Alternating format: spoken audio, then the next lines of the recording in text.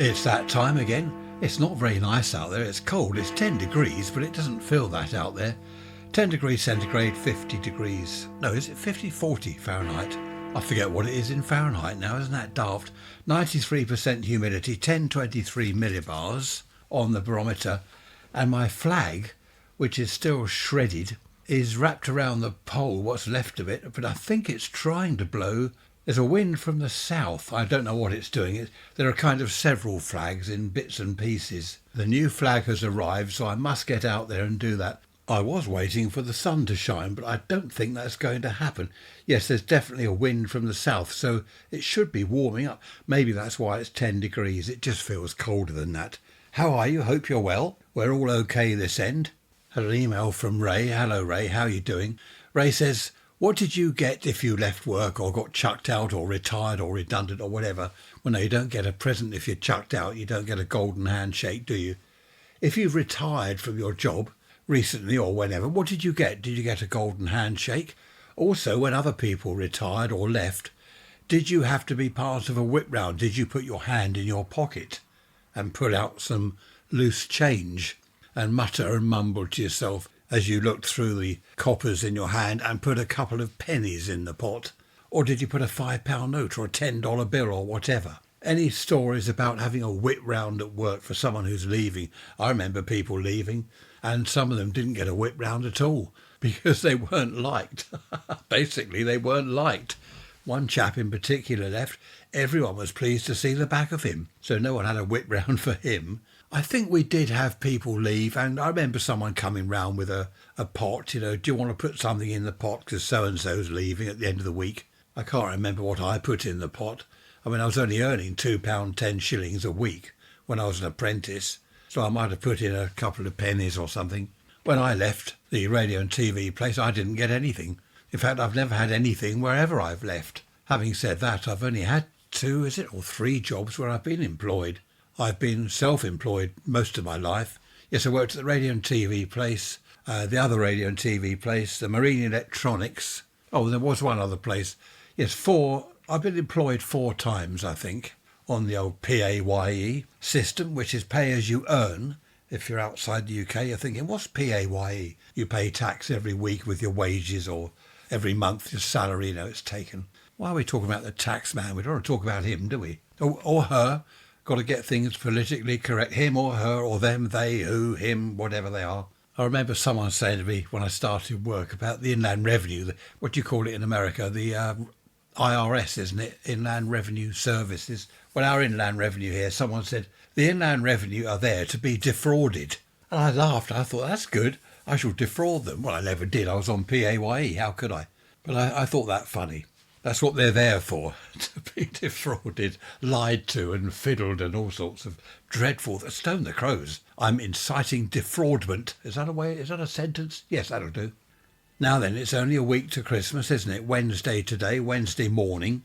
Nice and early here. I don't know what the time is. What is it? 7:30. So a week today will be Christmas Day. Are you excited? Are you ready? Have you got all your presents wrapped and everything?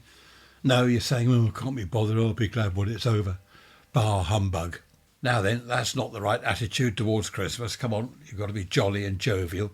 Yesterday, talking of Christmas, I dropped Trish in town yesterday. The traffic, the people down there, the nightmare parking, honestly, absolute disaster. I stopped to let her out. She wanted to pick up something. I stopped. Traffic warden came over. Can't park there. I said, no, I know. She's just, you can't park. All right. I said, is that a space just up there? No. I said, it looks like a space. No, double yellow lines. All right. So that was that. I had to drive round and round and round and about 6 times. I think it was 6 or 7 times. And then we had to get home again.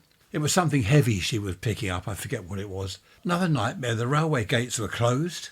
Another 5 trains. It's just absolute nightmare. It would have been quicker had we not had this big microwave or pressure cooker. I don't know what it was. Some present for someone. Had we not had to pick up that, it would have been far easier to walk down the town and back. I said it was 10 centigrade. What is it you have to do? You double it, so that's 20, and add 30. That is 50, yes. So that's 50 degrees Fahrenheit. Double it, add 30, and you've got Fahrenheit. As close as you need to be anyway. So I've moaned about the parking. I can't really moan about the weather. That's not too bad. I shouldn't be moaning at all coming up to Christmas. But it's just something that we have to do, isn't it? It's got to be done. Someone has to moan and complain. Or one more moan. I saw a new advert the other day, a new one that's come out. Absolute dreadful, dreadful script, dreadful acting, dreadful everything. This person says, I can't wait to go on holiday. We're all booked. I can't wait to get into that lovely warm sea under the sunshine. And the other one's saying, it gives you that great feeling, doesn't it? Just like having travel insurance. What? Having travel insurance doesn't give you a great feeling, the same as going down to the Mediterranean and going in the warm sea. What are they? Who writes this rubbish? Honestly, I should have been an advertising agent. I could have written better adverts than that. And the acting, have you seen that other one about kitchen doors? Oh, no, you won't if you're outside the UK, of course, but stone the crows. There's this woman, oh, kitchen doors, oh, we need new kitchen doors. We can't afford a new kitchen. Look at this, oh dear, look at the doors. And this chap says, I've been online and I have found you can just put new doors. You don't need a new kitchen. Oh, she says, that's good. Shall we order them now? Yes. And then they got the new doors and he says, it looks like a new kitchen. I mean, it's like they're reading a script. I don't know where they get these so-called actors from. I'm sure they're not actors. Now, this Sunday, who's going to the pub? Well, not really. I'm going to talk about pubs. I know I've talked about pubs before, but this is a bit different. Pubs used to be where local news of the district and gossip is passed around. Have you heard about this? Oh, did you hear about so-and-so? Have you heard about that new building they put up? And what about that? That's what it was all about. It was a hub of the community. The pub was a hub, or the hub was a pub. I know I've done pubs before, but I thought that's what we'd have a little chat about on Sunday. Oh, I haven't given you the email address, have I?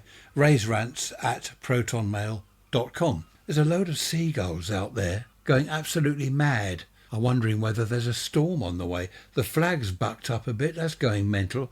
Well, the shreds of it. I must do that. It's disrespectful to fly a dirty, soiled or broken, ripped, torn flag.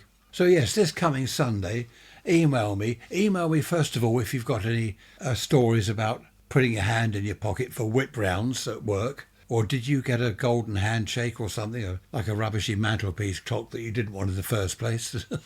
Sell it on eBay if you get something like that. There we are, happy retirement, there's a clock. Oh, thank you, I'll put that on eBay. So yes, pubs were the hub of the community where local stuff was exchanged, and I know I've talked about this many times before, but a lot of you have found it interesting. I've had you email and message and things. So that's what we'll do on Sunday. Mind you, that won't be the only thing. There'll be a load of other stuff. Miserable, rude people, shop workers. You know what some people are like in shops, well, and pubs. Yeah, what do you want? What do you want? No, I haven't got any. Instead of in the old days, it was, good morning, sir, can I help you? Yes, madam. How may I help you? These days, what? Have you got any so-and-so? No. Oh, okay, well, thanks for your help. I'll go somewhere else. Happy days. raiserants.info. raiserants.info is the website. Have a look there. I've got a video, actually, of the steam engine going through, pulling all the carriages. I'll try and get that on tomorrow or perhaps the next day, so do keep an eye on the website. raiserants.info, and the email address, of course, raiserants@protonmail.com. Lots of you like the hour-long, I know on Sundays, I've had messages, oh, I like the hour-long one. As I've said, I don't like to end up thinking, oh, I've got another 5 or 10 minutes, I'll just talk rubbish. No, you're not supposed to be saying, well, you talk rubbish anyway. So I will try and make them all the hour at least, if not a little bit over the hour, if I can. Right, that's it. So a week today is Christmas Day. So I hope you're looking after yourselves. Hope you're keeping well. Don't drink too much at Christmas. I'm still losing weight, by the way, for those that have asked. And those have asked about Gary. He's still hibernating. He will be now till, what, February, January? Yes, he won't be awake now till hopefully the end of February, something like that. That's it. Be good, be bad, don't get caught and all that nonsense. And I will see you on Sunday with the hour-long episode. Take care. Thanks for listening. Love your company as always. Bye-bye for now.